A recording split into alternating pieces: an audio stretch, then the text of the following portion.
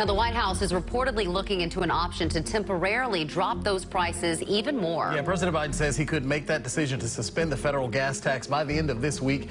By suspending the 18-cent gas tax, federal gas tax, for the next 90 days, we can bring down the price of gas and give families just a little bit of relief. I call on the companies to pass this along, every penny of this 18-cent reduction to the consumers. Okay, my friends, let's take a closer look together.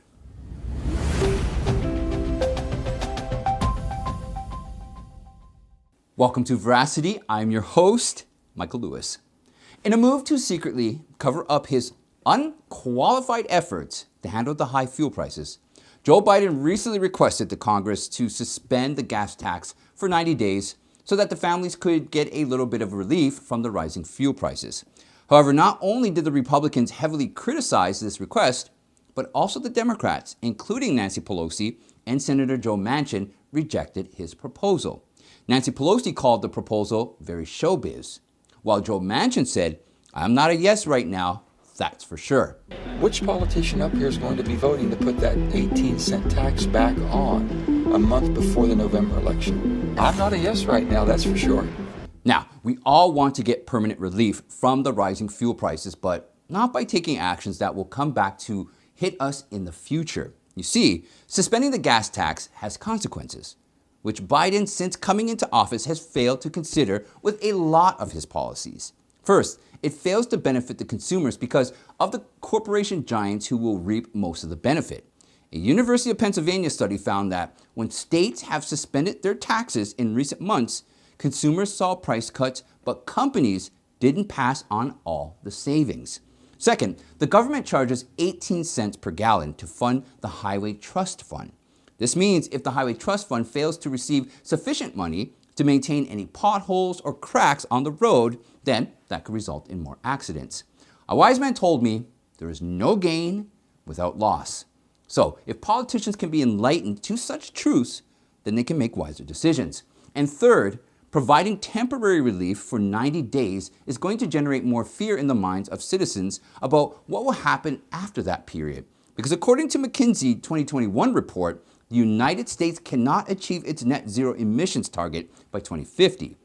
Senate Minority Leader Mitch McConnell said, "This ineffective stunt will join President Biden's other ineffective stunts on gas prices, emptying out the strategic petroleum reserve that we need in the event of a true national security crisis, not just a Democratic-fueled inflation crisis." Jason Furman, who served in a senior economic role under President Barack Obama, said this, "Whatever you thought of the merits of the gas tax holiday in February, it is a worse idea now.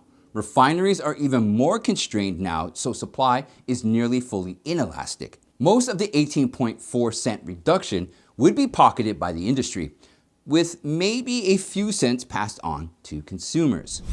Up and up. Gas prices just keep climbing. And get this, one city in California now has the most expensive gas in the entire country. Getting higher, and this is the 9th consecutive day. The Assembly Speaker announcing a select committee that will bring in oil companies, regulators, and economists, aiming to find out why drivers in the Golden State are paying so much at the pump and how legislators can stop it. With rising fuel prices eating everyone's budget, California residents, while pumping $7 per gallon into their vehicles, are suffering the most amongst all the states. According to government data, last year it was $4 per gallon during the same period, but today it is reaching almost double the price in 1 year. Moreover, the state gas tax is also expected to increase by 2.8 cents from July 1st, which could force residents to seriously think before hitting the road, if not already. Although we are aware that the rising fuel prices are the direct result of the detrimental decisions of the Biden administration, economist Tim Shaler claims that 25% higher fuel prices in California are also connected to a form of gasoline that was forced to be adopted due to deadly smog in the 1970s. Tim explains, "The most important reason is California has its own form of gasoline. This was imposed on California drivers as a way to mitigate the terrible smog we had in the 1970s. So arguably, it has worked."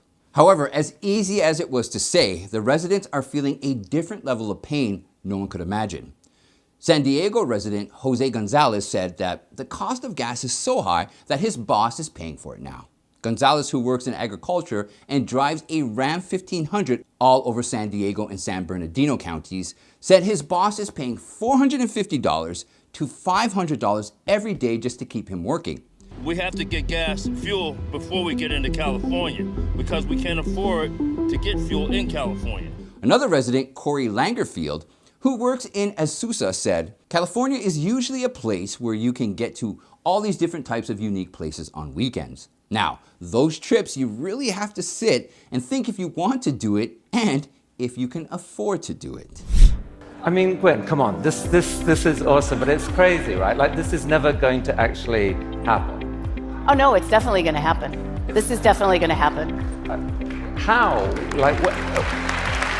I mean, this is basically space travel for Earthlings. I can't wait for this residual capability. Basically, what we're going to do is we're going to fly BFR like an aircraft and do point-to-point travel on Earth. So you can take off from New York City or Vancouver and fly halfway across the globe. You'll be on the BFR for roughly half an hour or 40 minutes. And the longest part of that, yeah, it's so awesome. Bringing the first stages back, and we're landing them on federal property on an Air Force base. After the Russian Space Agency issued death threats to Musk for supporting the Ukraine army through Starlink, the Pentagon has now come forward to empower Musk's SpaceX in an enormous way no one had imagined. According to the research agreement obtained by The Intercept through the help of the Freedom of Information Act, the Pentagon is now organizing a strategic plan to use SpaceX reusable rockets to quickly deliver massive troops and military equipment in conflicting zones. It kind of sounds like a sci-fi movie scene, but keeping in mind the rising threat from Russia and China, it has now become extremely important for the U.S. military to take this measure.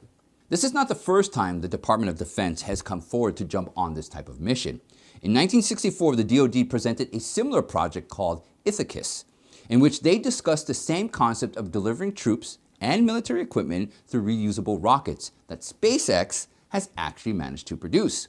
Now, fast forwarding almost 60 years later, the DoD not only believes that SpaceX technologies could revolutionize the modern warfare system, but also claims that this concept could be reality by 2025. The Deputy Commander of U.S. Transportation Command, D. Mewborn, who is responsible for current transportation needs of the military, made this statement back in 2020. For the past 75 years or so, we have been constrained to around 40,000 feet altitude and 600 miles per hour in our very fastest method of logistic delivery airlift. However, with Starship payload's capacity of 100 tons and its ability to transfer things through low orbit in a few hours could help the U.S. conduct its missions a lot faster than it used to.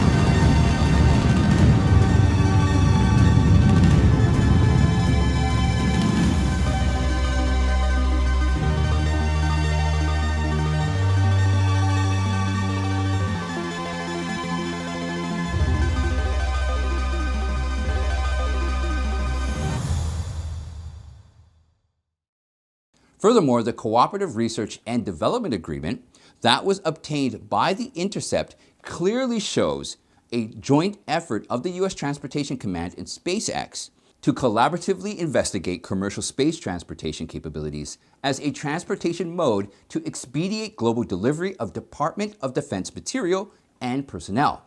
Lastly, the agreement also revealed two main objectives of the DoD. Number one, empowering sensitive military bases that are within the close range of hostile forces like China. And two, establishing airbase through starships that could support deploying massive forces during an emergency. If you're carrying a flag, conduct yourselves accordingly. You carry it with pride. What that flag is about, what Terry Fox was about, is about determination, dedication, and perseverance, including all my brothers and sisters in uniform. Because this is a time of national crisis, and the time to overcome our differences is now. On February 20th this year, James Topp, a military veteran from Ottawa, Canada, raised his voice against the inhumane COVID vaccine mandate by joining a group of protesters.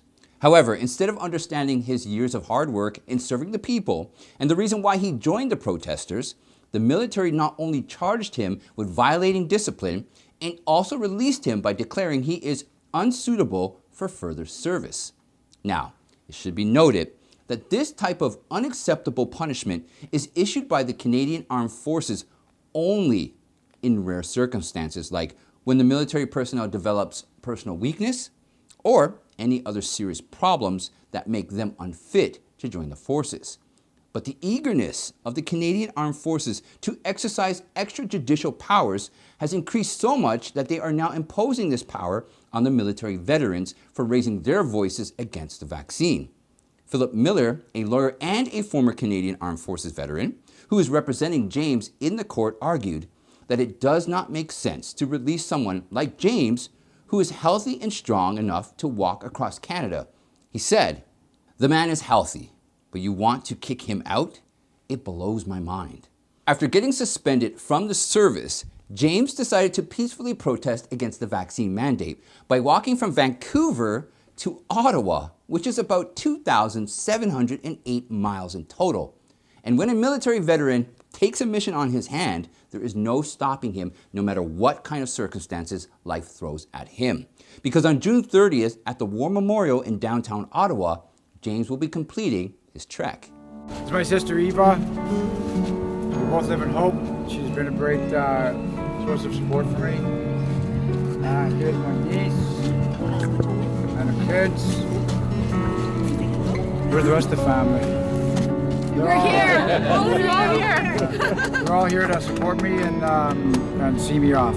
During his journey, James also met 20 Conservative members of Parliament on Wednesday to express some deep concerns. He said the journey has been arduous, physically challenging, but at the same time, it has allowed me to connect with my fellow Canadians in a way that I never would have thought possible. I would like for us to repair the divide that has been created by the imposition of these mandates and by the overall overbearing nature of some of the policies that have been pushed down on us. At the event, Dr. Paul Alexander, an epidemiologist who worked on the COVID task force under the Trump administration, also supported James by arguing there is no evidence anywhere to keep emergency powers in place or any of these mandates. COVID is done. It is over, and it's time society moves forward.